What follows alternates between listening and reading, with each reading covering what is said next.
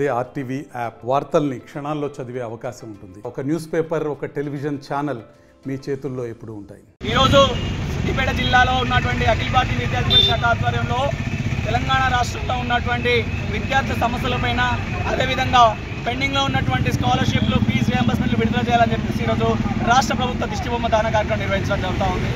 ఈరోజు తెలంగాణ రాష్ట్రంలో చూసుకున్నట్టయితే విద్యారంగానికి గత 10 ఏళ్లుగా పూర్తిగా నిర్వీర్యం చేయడానికి పాలకులు ప్రయత్నం చేస్తూ ఉన్నారు.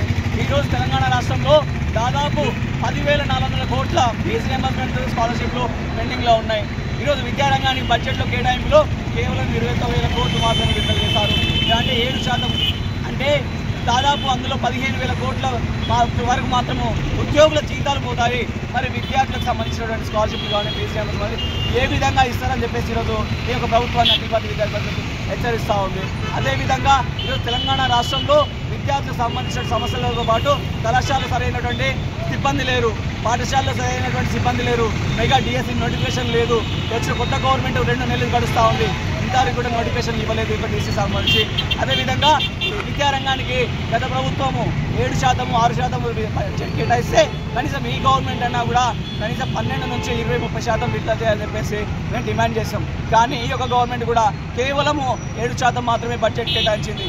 ఈ యొక్క 21,000 కోట్ల బడ్జెట్లో జీతాలకే 15,000 కోట్ల వరకు వెళ్తే విద్యార్థులకు ఫీజు రియంబర్స్మెంట్, స్కాలర్షిప్ ఏ విధంగా ఇస్తారు, కాలేజీలు మెయింటెనెన్స్ ఏ విధంగా చేస్తారు, ఎగ్జామ్లు ఏ విధంగా నిర్వహిస్తారని చెప్పేసి మేము ప్రశ్నిస్తూ ఉన్నాం.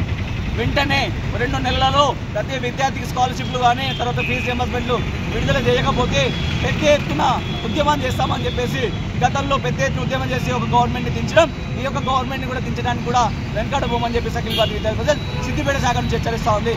వెంటనే ఈ యొక్క ఫీజు రియంబర్స్మెంట్ కానీ, తర్వాత స్కాలర్షిప్ కానీ విడుదల చేయాలని చెప్పేసి డిమాండ్ చేస్తూ ఉన్నాం. మరిన్ని వీడియోస్ కోసం ఛానల్ ని సబ్స్క్రైబ్ చేయండి. లేటెస్ట్ అప్డేట్స్ కోసం వాట్సాప్ ఛానల్ ని ఫాలో చేయండి. అండ్ లింక్ డిస్క్రిప్షన్ లో ఉంది.